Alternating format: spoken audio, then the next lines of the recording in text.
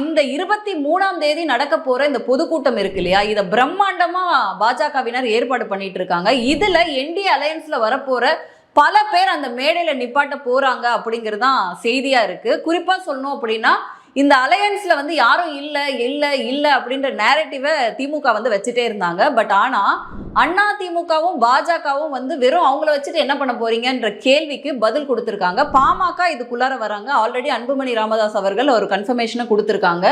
அதோட சேர்த்து ஜான் பாண்டியன் அவர்கள், அவர் ஏற்கனவே என்டிஏ அலையன்ஸ்ல தான் இருந்தாரு. அவருமே தென் மாவட்டங்களில் ஓட்டு வங்கி வச்சிருக்கக்கூடியவர். அவரும் ஆல்மோஸ்ட் கன்ஃபார்ம் பண்ணி நான் என்டிஏல தான் பயணம் பண்றேன் அப்படிங்கிற மாதிரி சொல்லியிருக்காங்க. இன்னொரு பக்கம் வந்து பாத்தீங்கன்னா டிடிவி தினகரன் இந்த கூட்டணியில வருவாரா அப்படின்ற கேள்வி வந்து பரவலா இருந்துச்சு. நேத்திக்கு கூட ஒரு பிரஸ் மீட் கொடுத்திருந்தாரு. சொல்ல வேண்டியவங்க சொல்லுவாங்க அப்படின்ட்டு கிட்டத்தட்ட அவரோட போட்டோவே போட்டு போஸ்டர் அடிக்கிற அளவுக்கு பாஜகவினர் வந்துட்டாங்க அப்படின்னு சொல்லலாம்.